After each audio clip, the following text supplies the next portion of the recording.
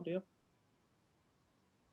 All right, well, recordings start after it. So we're talking today about really common responses and objections when we're making prospecting calls to inbound leads. So from, Boomtown, things that register on the site directly, Google, things of that nature, and kind of handle that. And we were talking about how, Abby, you were making sure you were tracking the right way as far as your prospecting. That is it okay to track responses by text, responses by email, that you're actually having a two-way conversation, just as a conversation like you would if you call a lead and you talk to them on the phone through Boomtown and track it that way. And all of this is for CSU. And yes, the answer is yes for that. It is important to track that. Also, like Stephanie mentioned in the group, as long as it's not a no, or just to blow you off, or it's not I can't talk now. That's not a conversation. But if you have a conversation and you get some information about where they're headed with their search and that they're a viable lead, then yes, absolutely, you do want to track that. And building on what we talked about last week, which was the structure of the call, talking about these objections are really important because you're going to get those. And you want to see an objection as a way to ask another question, not as a no, I don't want to talk to you, but as a, okay, that's good to know about that piece of the process. How does that help me get an answer about another piece of the process, or about what your understanding is of the real estate process or the real estate market, or even what it is, that person is particularly looking for. So why don't we kind of run through these a little bit, and we can do a little bit of role play. We can all talk about our experiences dealing with these, but I think it's really important to remember kind of at the heart of all this, and I'm going to share my screen so you guys can see what we're going to use, is what it says right here at the top, and that's answer and ask, right? So you're not just using it as you're leaving it out there, okay, I don't have anything or anywhere to go with that. It's, okay, so X. So for example, and answer and ask. Okay, you talk to them, you call them. I got all the information I needed looking on your website, right? Okay, that's great. Then this home is in XYZ area, right? Is that the only area you're looking to buy in? See, so a really broad question about something that they were looking for or that they looked at to try and chip away at the iceberg, right? Hey, give me a little bit more information. You said you got the information you needed, kind of what was that information that you were looking for, right? Without specifically asking that question. It's just the only area you're looking to buy in. Wait, listen, and then kind of respond in kind. Don't forget to acknowledge and ask too, which we talked about before. That helps buy you a little bit of time while you're thinking of the next question to answer or ask. But it also shows that you're actively listening to them and you're understanding kind of the feedback you're getting from them, right? So for example, Brandon, let's role play this just really quickly. Okay, I understand that you got all the information you needed about this home in Jacksonville. Is that the only area that you're looking in? Or are you open to other areas?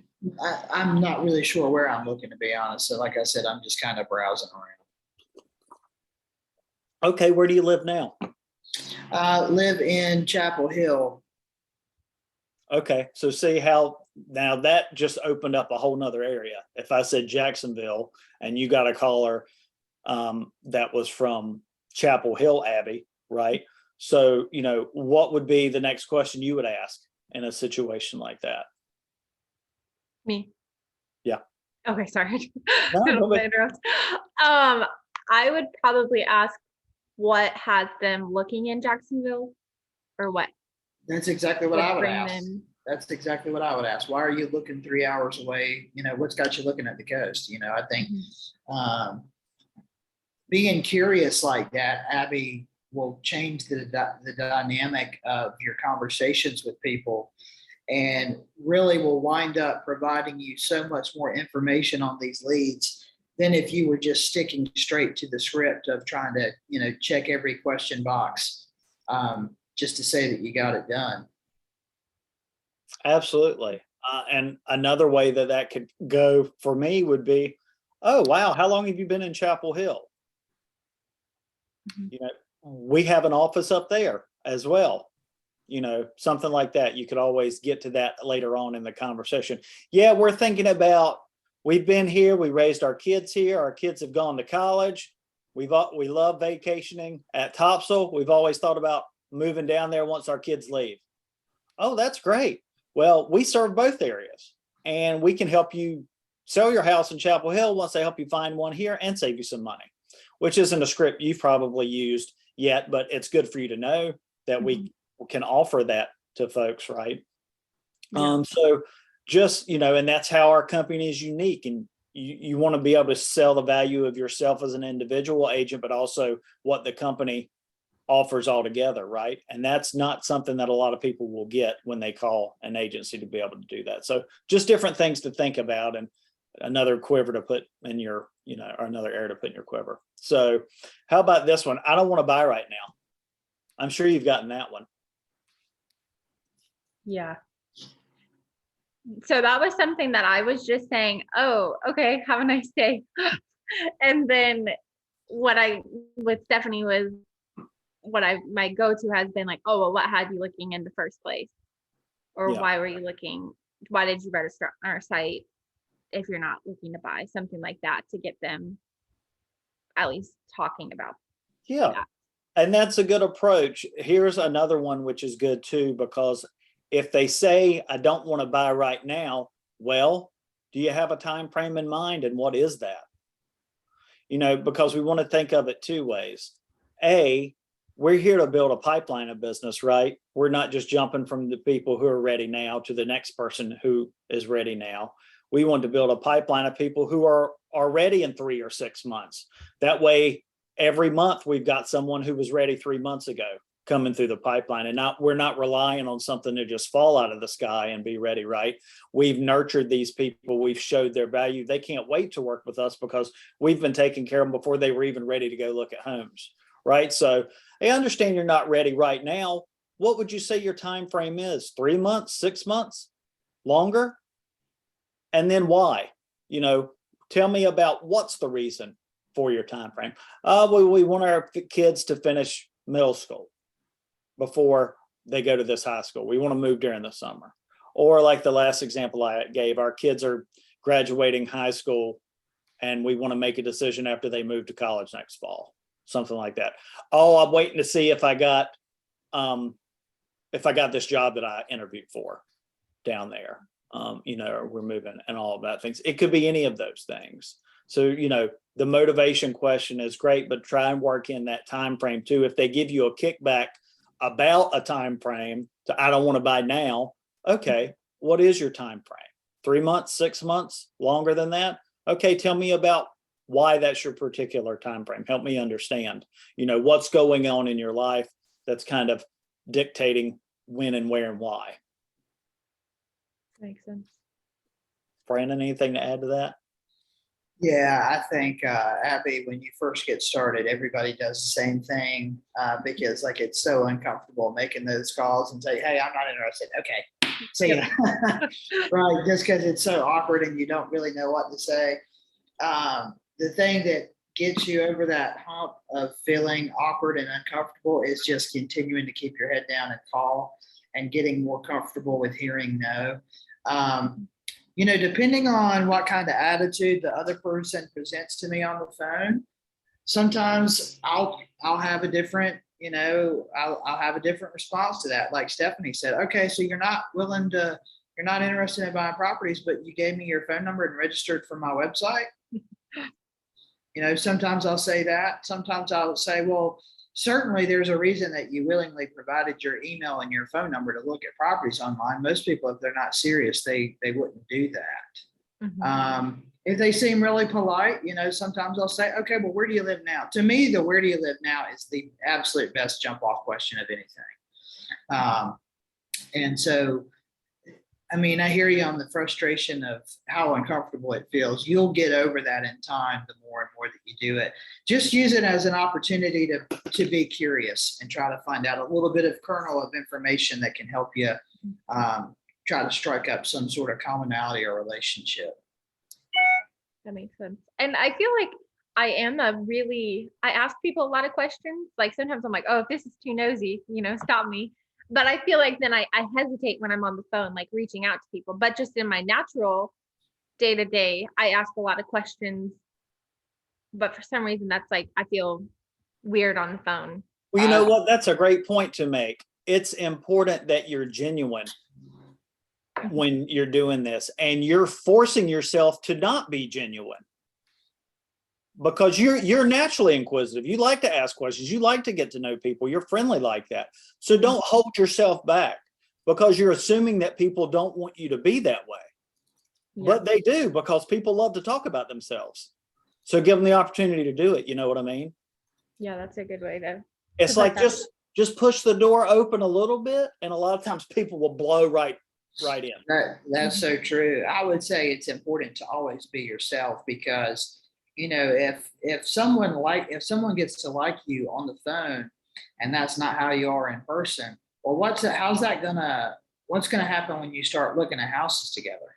Mhm. Right? They've struck up a relationship that's not the true you, and that can be problematic. But Doug's right. People love to talk about themselves. I got on a phone call yesterday with a lady.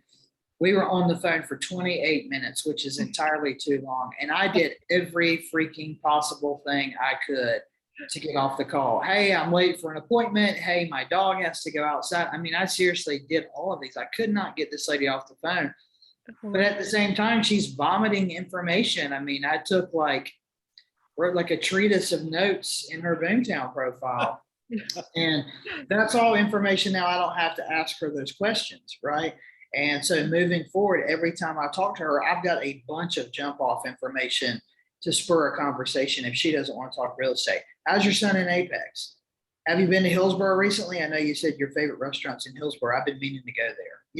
Anything you can use to develop a relationship, because anybody can help them buy a house.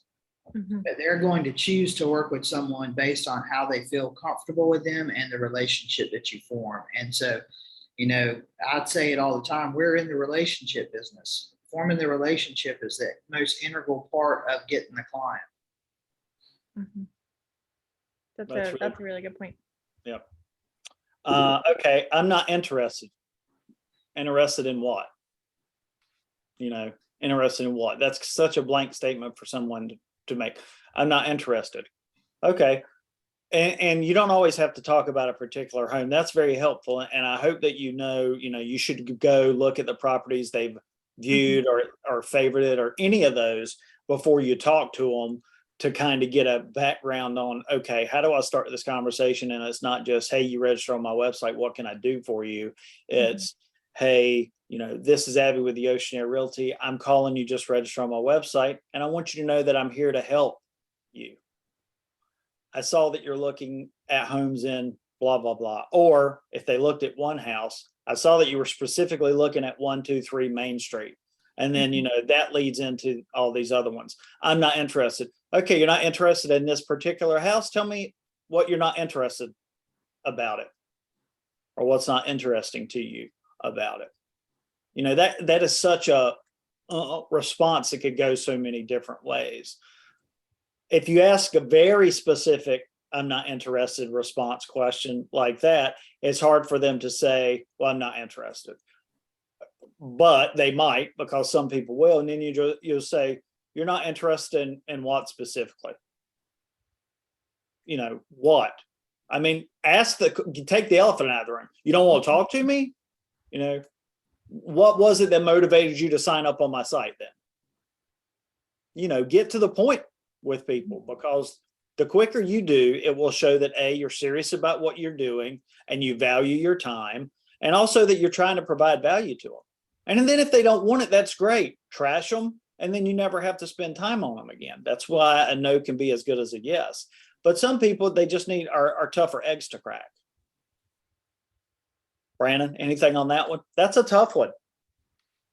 No, I agree. Again, my response to that sometimes is depending on kind of the attitude or the mood that I feel like the other person is in. And sometimes I'll say it as bluntly as Doug did. I mean, if they sound kind of like they're a jerk, I'll ask them straight up, not interested in what talking to me, period. Um, Sometimes that takes people off guard and they realize, oh, I'm kind of being a jerk here. And some people, it gives you the ability to disqualify them, you know. Um, yeah, I don't really have anything to add other than that, but I agree. But I will also add too, because I know we've all done it. To Brandon's point, someone will answer and you can hear in their voice immediately that they don't want to talk to you, right? So I will disarm them. Hey, it sounds like maybe now's not a good time. I know you weren't expecting my call. Let me explain to you why I'm calling. You just registered on my website, and I'm a full-time agent. I take what I do very seriously. I always like to reach out as soon as I see that people have registered. Buying a house is a big deal. I want you to know that I'm going to take it as seriously as you do. And sometimes that'll help them. Okay, yeah, now's really not a good time, but I'd love to talk to you, or something like that. You never know how people are going to respond to that. I am all about kind of that pushback a little bit with them to let them know that, hey, I hear you, but at the same time, this is on you, right? The reason I'm here, this isn't a cold call. And how can I help you? You spent the time to do this. I'm here.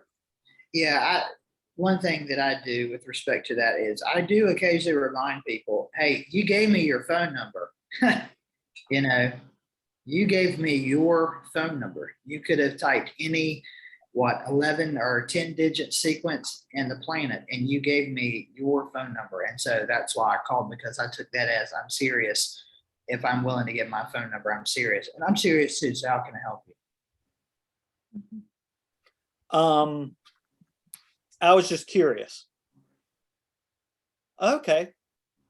Curious about one of the homes you were looking at, curious about the area, curious about the real estate process, curious about how me and my team can help you make this huge decision, curious if now's the right time. Which of those things? Hopefully they'll say, I was just curious about the price. Okay. Well, the one that you're looked at is $325. Is that your budget? And then you can start to unravel it from that way, right? Well, actually, I'm not sure what my budget is. All right, what's your response to that? Have you spoken with a lender? Yes, it is. That's the perfect response. No, I haven't. I can connect you with one. There you go. Perfect. Exactly. Let me do a quick email intro to our preferred lender so you can start to explore where you are. That's really the first thing you should do anyways, so you know exactly what you're qualified for. And then we can build a search around that. While you're doing that, tell me a little bit more about where you want to be and what you need in your home. You can always ask them, okay, what are you paying in rent right now? Are you trying to stick to a payment around that? Are you willing to pay a little bit more than that for the right price? What sounds realistic to you? Okay, well, the best way to find that out for sure is to actually speak with a lending professional, and go over and yada yada. And that's a great way to make a connection too. But if people flat out just say, no, I don't want to talk to a lender, or I've talked to somebody else and won't talk to mine, I ask them, what are you paying in rent right now? Have you thought about what kind of monthly mortgage payment you can is feasible for you? Where was that home? I think we kind of covered that one a little bit already, but same thing. If they looked at one home, make sure you talk about them, ask about the area, etc. Are you interested in other areas or just that area? Whatever. I didn't call or I didn't register. Okay, so this is the information I have. Are you Bob Smith? Right? Is this your email address? Okay, well, I'm sorry I bothered you if it's not.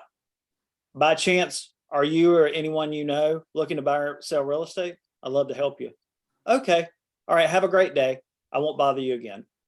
Oh, Do you have any idea who might have used your information to register? Maybe a partner or a spouse, or you lying jackass? Just be honest with me. You know what I mean? People will lie, right? So put the information back to them. Oh, is this not Bob? Oh, no, it's not. Okay. That does happen. But usually if the email and the phone number are, if they have the right email, because you could say, well, hold on, is this your email address? Oh, no. Okay, well, then it's definitely not them. But if it's their email address, then they're probably lying. So put the email address back in front of them too and see, and then, go from there. Hey, I get it. People don't like to be called, right?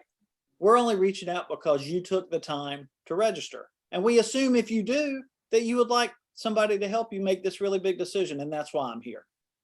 So tell me how I can help you. Something like that. Disarm them. Take the elephant out of the room. Make it sound okay that they didn't want to talk to anybody.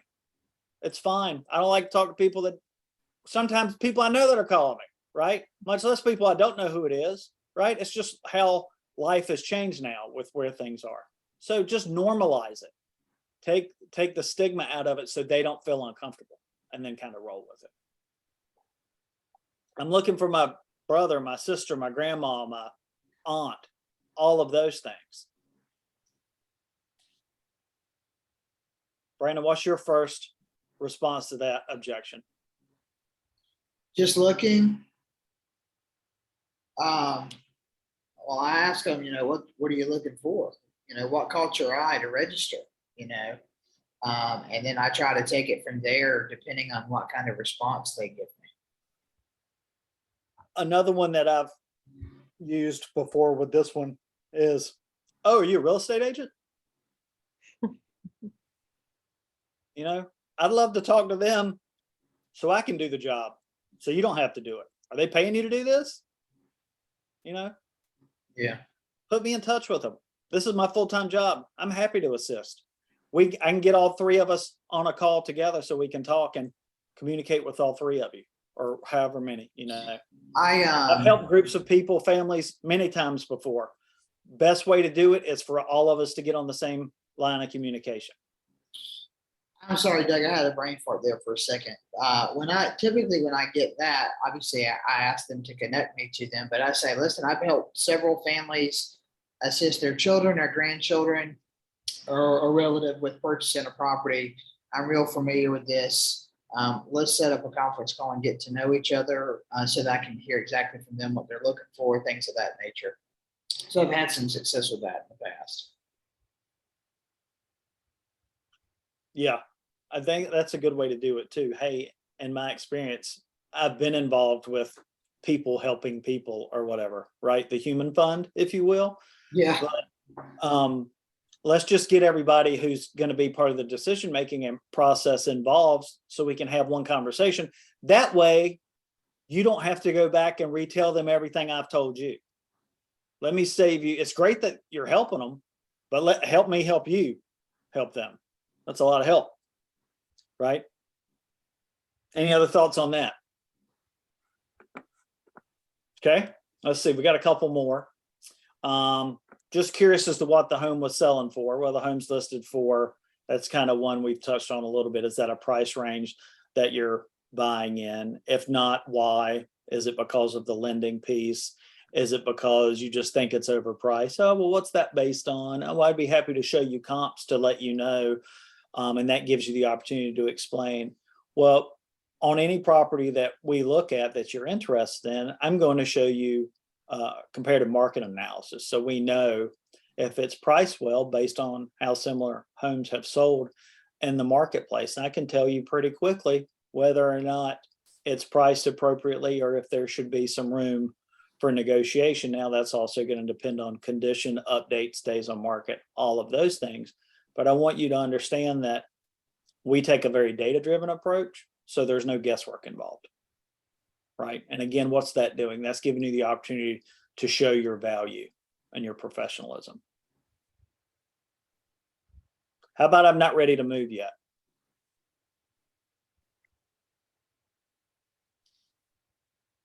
I love this line. I can appreciate that, and I've used it so many times. I can appreciate that. As a matter of fact, most of the people I work with, I connect with 3, 6, or even more months before they're ready to do anything. It's never too early for us to get on the same page and have a conversation about what you're looking for. This is a really big decision. So tell me about it. That's exactly what I say.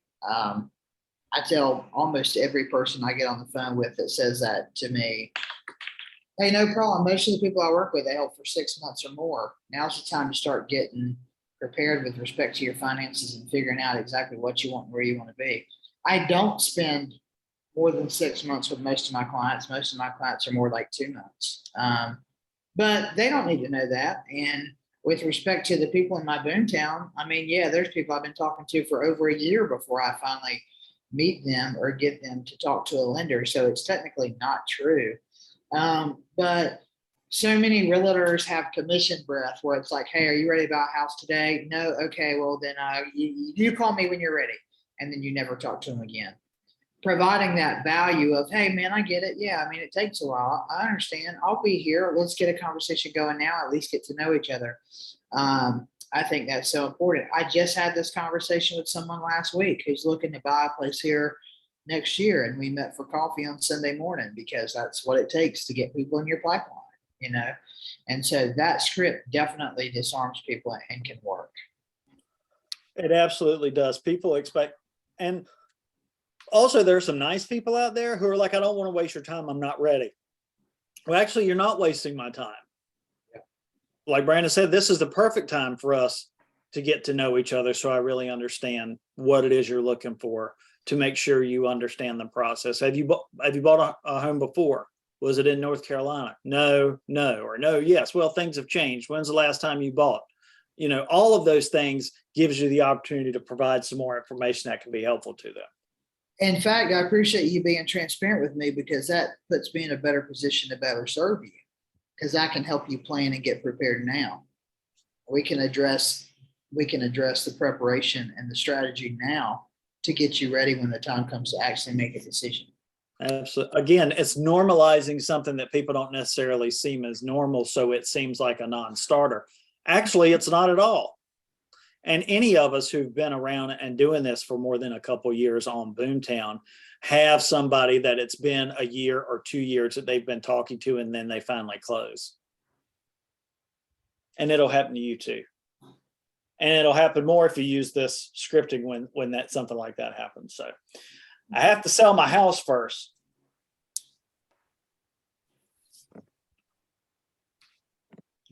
Go ahead, Abby. This one's yours.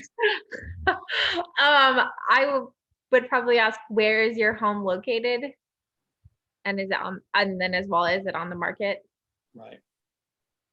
And if it's not on the market, or maybe is your home already listed? If not, where is it located? And then see if they're local. I think that's great. Is your home on the market now? Doug, let's script that out. I'll be the agent. Okay. I need to sell my house first. Okay, great. And is your house already on the market? No, not yet. You know, we've got some decluttering to do. I think we're going to paint a couple rooms, clean the carpet, maybe pressure wash the driveway, you know, regular stuff. Sure. Yeah, no, I understand. Give me a little information, Doug. Where is your house? It's in Raleigh. In Raleigh. Okay. And where about in Raleigh? South Raleigh. Gotcha. Okay. And do you have any idea what you think you could fetch for that house on the market right now? Have you discussed this with anyone? Well, Zillow says that it's worth, you know, XYZ.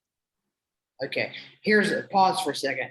Here's why that's important, Abby. This guy hasn't talked to another agent. Mm-hmm. Exactly. He's not having this conversation with anybody else. Zillow is not an agent. Zillow is CNN.com. It's a news source. It's no different. And so now I'm out for blood. Okay, cool. So you check your house out on Zillow. I completely understand that.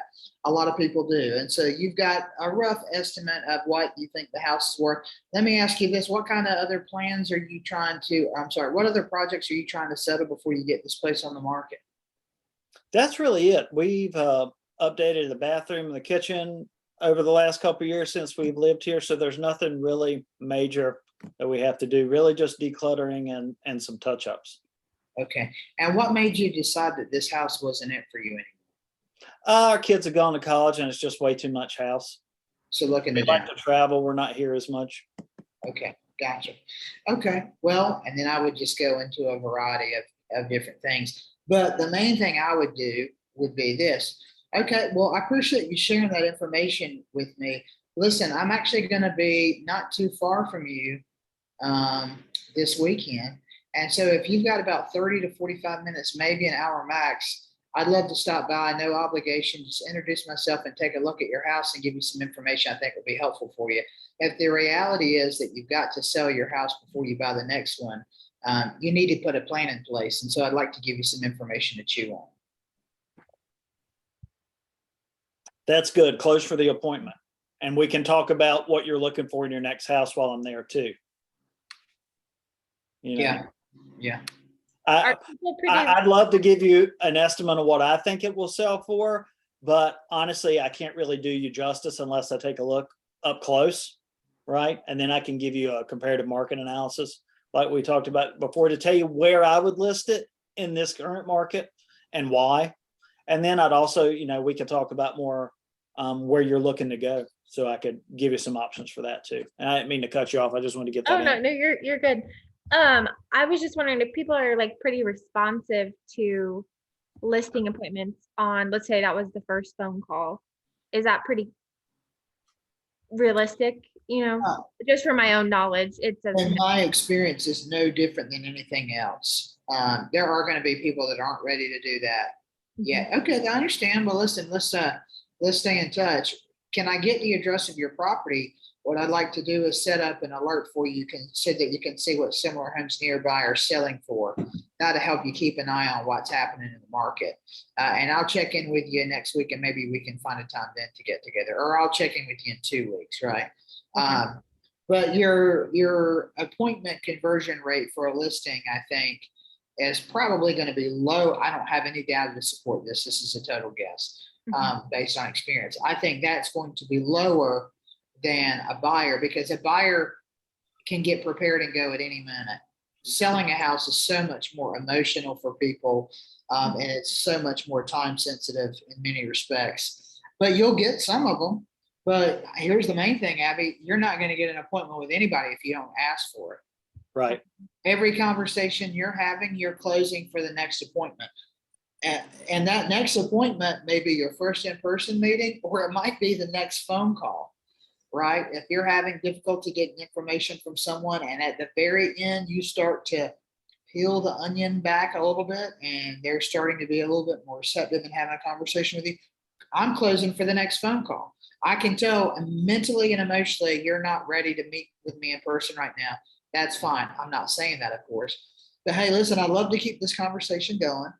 Keep an eye out on my information or the emails I'm sending you, and I'm going to continue to stay in touch with you. And what I want you to do is I'm going to give you a call in 2 weeks, and in 2 weeks, let's see where your head's at, and maybe we can find a time to talk at more length. Okay. And I'm going to make it to do for 3 to 5 days from then and see if they're opening first of all, I always send a follow-up email after every phone call. And then I'm going to make it to do for 3 to 5 days and see if they open that email, and if they're still opening the e-alerts. If they're not opening my setup, I'm calling them back. Hey, remember, told you to keep an eye on this. If they are opening the stuff, I know I've got them. I know they're paying attention at this point. It's just a matter of getting them back on the phone the next time. Okay. And that's good context clues to look before you're reaching back out to people. Hey, are they opening my emails? Hey, when's the last time they were on the site? Hey, are they looking at the e-alerts? Because then when you call them, you can be like, thanks for checking out the e-alerts. It looks like you've been looking at them. Which one did you like best? Or, hey, I saw that you added 3 to your favorites. If we're just talking buyers, that's if the other things are lining up and you hadn't met with them yet, hey, let's get together and see these homes so I can begin to understand what it is you're looking for. Remember, like Brandon said, the most important thing to do is to get in front of people for the first appointment, because most people are going to work with the first person they talk to and that's like 73% on average. But if you can get in front of them, then that goes up even higher, because now you're a person, now you've been face to face, now you've taken the time out of your day to drive out and open the door and present them with the buyer info packet and all of that stuff and really explain it to them. This is tangible, this is real, this person's really helping me. You know, as long as you're not just going through the motions, right? So take the opportunity to do that, and also to do the mini strategy session or the full-blown strategy session, so you can set the expectations about, okay, now these are the next steps before we go back out if they're not pre-qualified, blah, blah, blah, all of those things, right? First one's free. Those are good. I love a good, I need to sell my house first, especially Brandon was all over it with they definitely don't have an agent. Doug, one thing I wanted to share with her, I don't like sharing negative information over the phone, right? So Zillow lost like $200 million last year and laid off hundreds of people because they were buying properties at the estimate value listed on their website, and then they couldn't sell them for that or more, and they're turning around losing money. So there's all kinds of information that you can share at your disposal with someone to say, hey, Zillow is actually not the best indicator. But I don't want to have that negative phone call on the phone, because if someone were saying that to me, the way I operate, I would think, well, you're talking down about somebody else as a means to make yourself look better to win my business. And I don't like that, right? But if I get in front of them, I can share more of this information with them. I can share the fact that our market is in a little bit of a transition period where it's becoming much more buyer friendly. If I tell someone on the phone who's looking to sell what's probably their largest investment vehicle, their current residence, if I tell them, hey, we're seeing a lot of price reductions right now, most homes are not selling at list price. That's not going to wait. Yeah, that's not, oh, so now's not a good time to buy, or now's not a good time to sell. Okay, phone call's over. I've lost them. Let's have that conversation in person, because I can set the expectation with them about selling their house, and at the same time explain to them how that's going to benefit them on the buy side more than likely. But if I'm giving them a bunch of negative information on the phone, I'm giving them an excuse to stop everything. And I don't want to do that. Also, they're going to be much more willing to actually actively listen to and process the information you're giving them if you're doing it face to face. You know. Okay, let's see. How'd you get my number? I always say you registered on my site, because I introduce myself, but I think sometimes people don't remember, they're registering on all these different sites. And then I'm like, oh, well, you registered on my site. I've been sending you listings. You gave me your phone number, email. And then sometimes people are nice, and then sometimes people are just like, don't call me. And that's fine. And what I would just, restate that, I don't usually call and say, hey, this is Doug with the Oceanair Realty. Is Bob there or whatever? If it sounds like the same sex as the person whose name is registered, I'll just get right into it. Yeah. Because, never ask, is this a good time to talk? Mm-hmm. Stay away from all the yes, no questions. Just jump right into it, right? How'd you get my number? Someone used this number and XYZ email address when they registered on my website to look at homes in Jacksonville 2 days ago or today. Hello, this is That's Brandon. why I'm following up. Do you know who that could have been? Was that not you? Okay. But then, like we said before, okay, let it go. By the way, do you know anybody who's looking to buy or sell a house? Seriously. I know. I need to. I've never said that. I'll be honest. I think about saying it, and then the call ends before. But that's something that I hear Nate during prospecting. He asks every single person. He's really good at that. So it's not here's the thing. It's our job, right? And there's nothing wrong because you're offering to help someone. It's not like you're asking something intrusive. You're offering to help people. And that has to be your mindset. so you can get past, oh, I'm bothering somebody, or, oh, they don't want to talk to me. I'm offering my services, which if you're a buyer, you're not even paying for. So you're doing people a favor. So don't let it bother you. Also, what if it brings you a client? And all you had to do was ask that one question. Think about it that way. Don't think about what might happen negative. Think about what might happen positive. Because the positives, even though they're fewer in a sales game, are going to be a lot more memorable than all the no's you get. Right? Because they're going to lead to other relationships and other opportunities down the road. That's got to be your mindset. Okay. My friend or family is a real estate agent. That's great. You've got somebody that's familiar with the industry. How long have they been in the business? Where do they practice? Yeah, I also like to ask, oh, are they local? No, they're in New Jersey. Okay. That's great.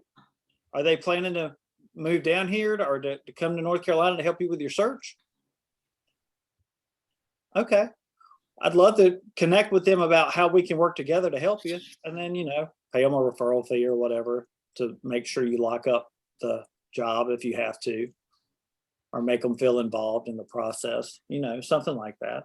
If they're local, oh, okay, that's great. Any particular reason why you're not using their website to search? You might want to give them a call. Something like that. Abby, if I get someone that says that, or they say I already have an agent, without fail, every time I say, okay, great. Who's your agent? I probably have worked with them before. I don't remember their name. If they're like, oh, it's you ain't got no agent. Or you might be having a conversation with somebody, but I don't think you're invested in them, so I'm not giving up. Okay. But if someone says, hey, yeah, I'm working with Janine Smith, okay, then, trash. I get that. Okay. I mean, this is something Nate would probably say. If you don't remember their name, how good a job are they doing for you? I bet you'd remember my name if I started helping you. Why not? I love that. Why not? I will ask people, Abby, one thing, if they can't give me the name of the person, I'll say, well, does your agent not have a website? Why are you still registering on other websites if you're working with an agent? You can't be afraid to lose these people. Because you don't have them yet. You don't have Don't worry about losing them. You know what I So mean? With the agent one, I'm just like, oh, great, best of luck. Bye. I've never, I think in my head, I'm worried about like overstepping or then telling their agent, oh, this person was trying to talk to me, but I don't. Hey, here's what They registered happens. on your website. Abby, if that were to happen and an agent calls you and says, hey, you called my client, I've got a relationship with them, you need to stop doing that. You know what your response is? Hey, I'm sorry for that. I was unaware of it. Your client should probably stop registering on other websites. Best of luck. You haven't done anything wrong. Okay. You haven't done anything wrong. Mm-hmm. Yeah, because that's one that I'm just like, okay, great. Have a great day. Bye. Next time, try what Brandon said. Okay, who's your agent? I probably work with them. I probably know them. I don't. Did you sign an agency agreement with them? Oh, you can't remember. Okay, interesting. I bet you remember my name if you were working with me. Yeah, those are things I haven't thought of at all. So I really like those. Abby, nobody's thought of stuff like this until they talk to other people that have done it. That's why we do it. That's why we do what we're doing right now. Yeah. Let's see. It's we got about 10 minutes left, and I know you guys have other stuff to do, so let's keep plowing through these. I'm okay with, this is a different scripting line too. We didn't really touch that. Sometimes if somebody says, my family agent is a member, the response to that or the overcoming that objection is, okay, you fine with them knowing your financial picture? And some people are like, yeah, I am. Okay. you're going to back off. I don't really push too hard with the family thing unless they're not local. You could also ask, oh, are they a full-time agent? Because I'm a full-time agent. Something like that. That's really about, I think that's really about it, because these kind of deal with the family kind of the rest of the way. So other thoughts, things you guys wanted to add? Was this helpful, Abby? What do you think? Yeah, this was very helpful. I really appreciate it.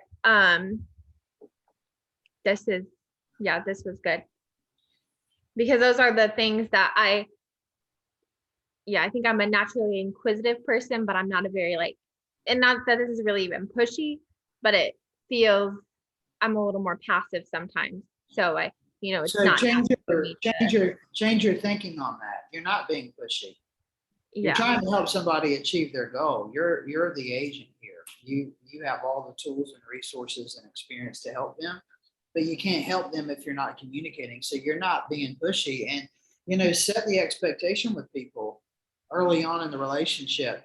Hey, I'm going to ask you some questions, and some of them may be uncomfortable, especially the financial stuff, but just realize the reason I'm asking you all this is I'm trying to get as much information as I can to help you create the best strategy to make you successful in achieving your goal. Mm-hmm. That's the only reason I'm doing this, right? And so disarm people. Let them know there's a reason why I'm asking you all this stuff. I'm trying to help you out. And this is how we get to that point. Be yourself on the phone with people. Let your personality shine through. That's what people want. They want to work with someone that they resonate with and can get along with. And be inquisitive. And the number one advice I would give about prospecting, if you're calling and you're calling and you're calling and you're not seeing the fruits of your labor, switch it up, right? Ask the questions you don't feel comfortable asking. Call at different times of the day. When you log a call in Boomtown and go and pull someone's Boomtown record up, you can see when you log that call, as long as you're logging it when you're making a call, like I do. I log every call as soon as I make it. And so if you pull up your Boomtown and you've called someone 7 times, and every time you've called is between 9 and 11 a.m., probably shouldn't call them then anymore. Try them later in the day, make a to-do or something like that, right? Don't be afraid to change things up, especially if you're not seeing the results that you're hoping to find. Definitely. Really do actively think about your approach, and get in a mental space before you get on the calls or before you sit down to make the calls. Like I've had, several times different people have said, Brandon included, I'm not in the mental space to call today because I'm going to be forced. I'm not going to be focused on it. I'm not going to be actively listening because I've got something else going on that I know is going to be taking my attention. That's fine. Rearrange your schedule and come back to it, even if it's later in the day or you double up the next day. But if you know that you need to focus on something that you've been thinking about, whether it's just a different approach or a different voice or just more confidence, spend the 30 minutes before you start prospecting getting ready to prospect. Don't just jump into it cold, right? It's like if you're going to go for a run, you should probably stretch first, right? Otherwise, 5 minutes into it, you're going to pull a hamstring. Same thing, 5 minutes into prospecting, you're going to hit an objection that's going to derail it. And then the rest of your hour is screwed because now you're mentally not in the right place to do it anymore. Mm-hmm. I would say, mindset is so important in this. You need to figure out how, of course, in your voice, to project confidence and to project value, right? I'm here to help you. And it starts with first believing that, and also removing the I don't want to bother anyone. Just eliminate that possibility from your mindset and vocabulary.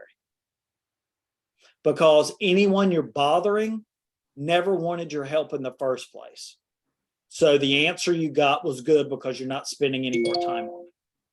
The other people you got closer to where you wanted to be with helping them because you had that mindset when you started the conversation. Mm-hmm. Don't think about getting into a pool or a hot tub where you like ease in to adjust.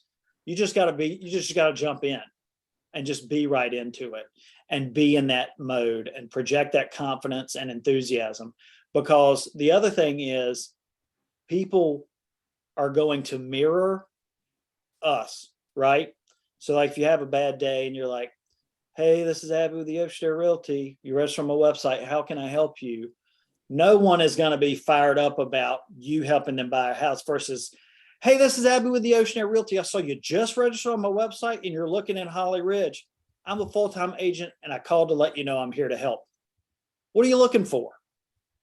What motivated you to sign up? You know, you got to project the energy you want to get back too. That'll help you get it back a lot more often than not. So just be, mindful of all that. It's not just as mindless as dialing numbers and asking questions, right? It's also about being in that space too. So I hope this was helpful. Yeah, it really was. I really appreciate it. Yeah, I really do. Brandon? Yeah, right on, Abby. I hope this will be beneficial, and just try to slowly start implementing this stuff into your prospecting, and it will pay off over time. Yeah. And do this too. One last thing before I let you go. Ask people to listen to you make calls if you're not doing that already. All the people who sit around you. Hey, Nate, come here and listen to me make these 3 calls. I know they're not going to sound exactly like you, but I'm trying to find my voice. Tell me what you think. Hey, Cassie, tell me what you think about these. Hey, Ashley, anybody who's there. And it's good to get feedback from different people because we're all doing it a little different. Mhm. Like we understand the structure, and that's why last week was so important to talk about the structure. But this is really about finding how I sound like my authentic self. You know what I mean? Mhm. So, okay, that's a whole lot of info. Go do No, something with it was great. I really appreciate it. Thank you so much, guys. You're welcome. Thanks for jumping on. Have a great day. Yeah, you See ya. too. Bye. Thanks, Brandon. See ya.